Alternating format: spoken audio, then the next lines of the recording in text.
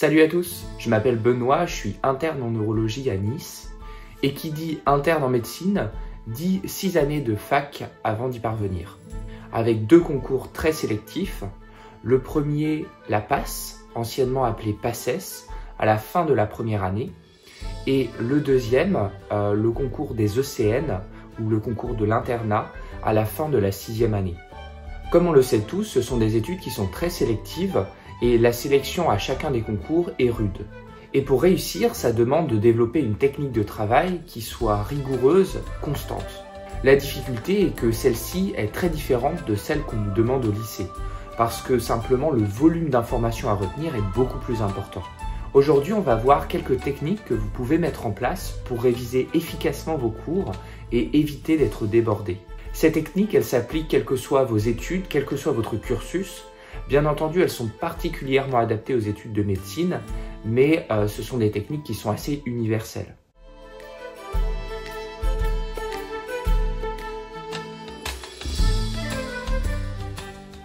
La toute première technique pour avoir une méthode de travail qui est rigoureuse et performante, c'est tout d'abord l'allocation de temps, ou time blocking. Le time blocking, j'en ai déjà parlé sur cette chaîne, mais ici, cette technique, qui est une technique de productivité, prend tout son sens. En effet, la principale difficulté dans les études, en fait, c'est la gestion du temps. Parce que si on nous laissait un temps indéfini, chacun de nous pourrait absolument tout retenir. La difficulté, c'est que notre temps est compté, et donc il faut trouver le moyen de consacrer chaque heure de notre journée de la manière la plus efficiente possible. Donc le but n'est pas de faire plus d'heures que les autres, mais d'utiliser ces heures de la meilleure manière qui soit.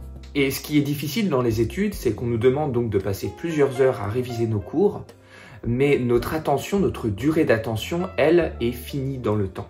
Alors elle est variable pour chaque individu, mais moi personnellement, je sens que mon attention décline au bout de 90 minutes passées sur un cours ou une matière donnée.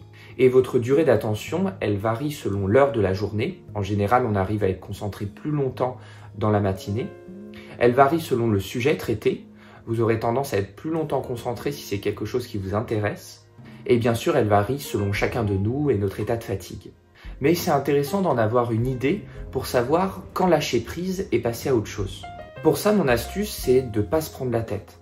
Quand vous sentez que vous devez fournir des efforts pour rester concentré, alors prenez 5 minutes de pause et ensuite passez à une autre matière, à un autre cours. En faisant ça, votre attention et votre intérêt seront renouvelés sans que vous ayez à faire plus d'efforts que ça. L'idée, en fait, c'est d'être feignant. Et c'est pour ça que se mettre dans un environnement de travail sans distraction extérieure est aussi important pour moi. C'est que, en fait, ça permet de se recentrer sur nous-mêmes et de nous écouter.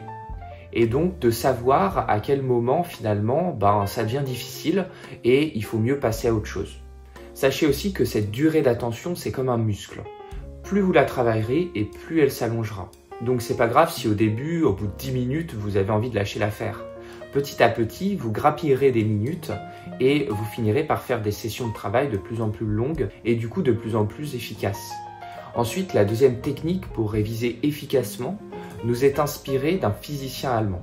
Un des grands modèles qui revient lorsqu'on parle de révision, c'est la courbe de l'oubli d'Ebbinghaus. Ebbinghaus, c'est un physicien allemand du 19e siècle qui a travaillé sur la mémoire et qui a mis en évidence qu'on oublie rapidement ce qu'on apprend, mais qu'une répétition de ce qu'on a appris à intervalles de temps discrets nous permet de retenir plus d'informations et sur le plus long terme. Si vous êtes familier avec Anki, c'est sur ce principe que reposent les flashcards. Donc l'idée, c'est en fait de réviser son cours à intervalles de temps de plus en plus longs, de manière à maximiser les informations que l'on retient. Alors vous trouverez pas mal de théorèmes sur internet pour les intervalles de temps idéaux. On vous proposera par exemple de réviser votre cours à 3 jours, à 7 jours, puis à 1 mois, à 6 mois, voire à 1 an et à 3 ans. Mais la réalité, c'est que en pratique, on a rarement le temps de faire autant de répétitions qu'on le souhaite. Et du coup, ça nous frustre parce qu'on se dit qu'on ne fait pas assez d'efforts, qu'on n'est pas assez performant. Et en plus, ça varie selon la quantité d'informations qu'on a à retenir et puis notre moment dans l'année. Vous aurez moins de répétitions à faire sur des cours qui tombent un peu avant votre échéance finale que sur des cours de début d'année. Donc là encore, il nous faut un principe qui soit plus versatile et plus simple d'utilisation pour s'adapter à toutes les circonstances. Concrètement, moi, en médecine, je révisais en cours quand je sentais que j'en avais oublié la majeure partie. Donc typiquement, souvent on avait un partiel tous les 3 mois. Je révisais le cours à 1 semaine, à 1 mois si j'en avais le temps, et ensuite avant les examens. Et de cette manière, en fait, je maximisais la quantité d'informations que je réactivais à chaque nouvelle lecture. Donc l'idée, en fait, est juste de se laisser oublier un cours et de le réviser que quand vous êtes certain que vous en avez oublié la majeure partie.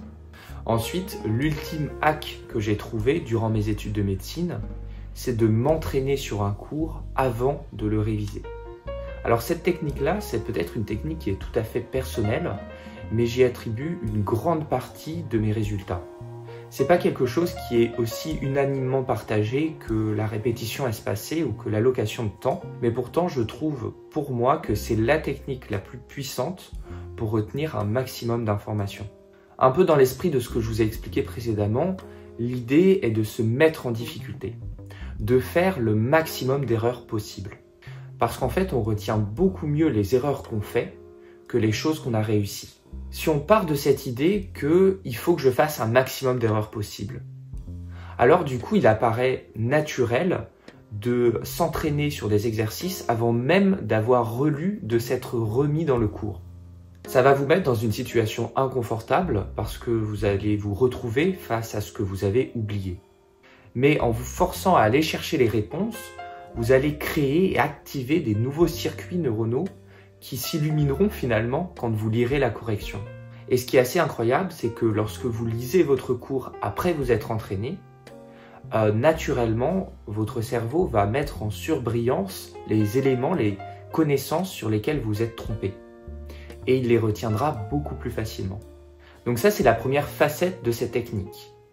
Retenir plus facilement des informations, notamment grâce aux erreurs que vous faites en vous entraînant. La deuxième facette, qui est non moins aussi importante, c'est qu'en fait, vous allez vous entraîner sur ce qui tombe réellement aux examens. Et ça, c'est extrêmement puissant parce qu'en pratique, il y a seulement une petite partie de vos cours qui tombent aux examens. Et donc, en vous entraînant sur des exercices, et éventuellement sur des annales, eh bien, vous saurez petit à petit, naturellement, comment réfléchir et les connaissances qui tombent régulièrement. Donc voilà pour les 3 techniques, les 3 principes que je trouve les plus efficaces pour réviser de grands volumes d'informations. Alors bien sûr, ces techniques sont très personnelles, elles fonctionneront peut-être pas pour vous et elles fonctionneront peut-être pas aussi bien dans d'autres études, notamment celles où on vous demande de réfléchir. Mais en tout cas, si vous êtes dans un cursus un peu comme la médecine où on vous demande surtout d'apprendre un grand volume d'informations rapidement, ces 3 techniques-là sont très efficaces. Et si vous deviez retenir 3 choses, ce seraient les suivantes. Premier conseil, ne forcez pas votre attention. Quand vous sentez que ça devient difficile, vous faites une pause de 5 minutes et vous passez à un autre chapitre. Deuxième conseil, laissez-vous le temps d'oublier. Ne révisez votre cours que quand vous en avez oublié la majeure partie. Troisième conseil, mettez-vous en difficulté. Plus vous ferez d'erreurs en vous entraînant, moins vous en ferez lors de vos examens. En tout cas, j'espère que ces principes-là sauront vous être utiles. Si vous êtes intéressé par tout ce qui est productivité, entrepreneuriat, bien-être, n'hésitez pas à suivre ma newsletter.